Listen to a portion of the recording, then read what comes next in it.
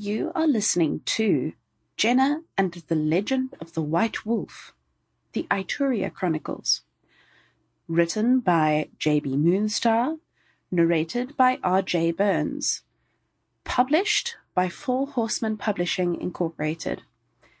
Copyright J.B. Moonstar, 2021. All rights reserved. Dedication. This book is dedicated to my wonderful and talented daughter Jennifer, with thanks for all her love, support, and encouragement, and for her help in bringing Ituria's world to life. Dear reader, in my continuing compilation of interactions between Ituria's realm and the human world, this story takes place as Ituria tries to resolve a territory border issue between competing wolf packs on Earth.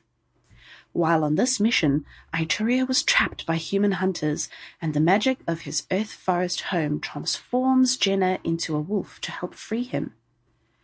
Jenna and her new forest friends must first rescue Ituria, and then trick the hunters into leaving the forest. During her quest, Jenna learns how she fits into the legend of the White Wolf, and must decide if she is brave enough to see it through. Sincerely, Knocker, First Guard to Ituria. "Jenna, get in here and clean your room," her sister yelled. Jenna pretended not to hear. Instead, she kept her head buried in her book.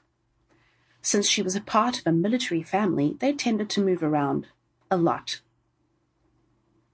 Just before her dad was deployed a few months ago, they had moved into another new house, this one backed up to a large forest. Her dad told her older sister Sandy to help Mom take care of things, which Sandy took to heart, bossing Jenna around at every opportunity as soon as Mom headed for work. To escape the constant nagging, Jenna would sit in the backyard and read, sometimes catching glimpses of wild creatures scurrying in the woods behind her house. These became her imaginary friends, her only friends in this new house. She liked to talk to them, imagining they understood and could respond.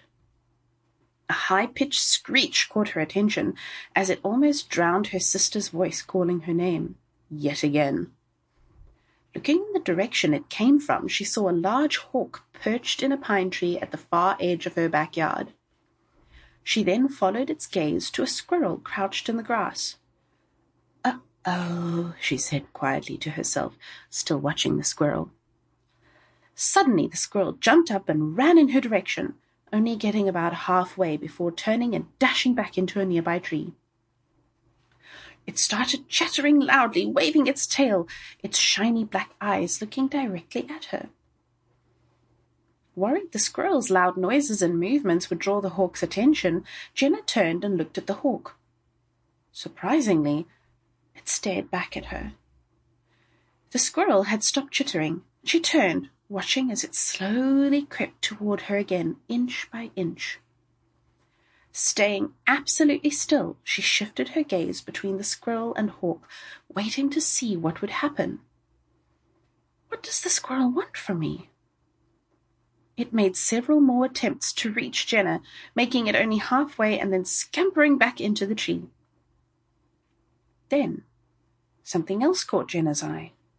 At the edge of the forest was a fox, cautiously walking toward her, its black eyes focused only on her.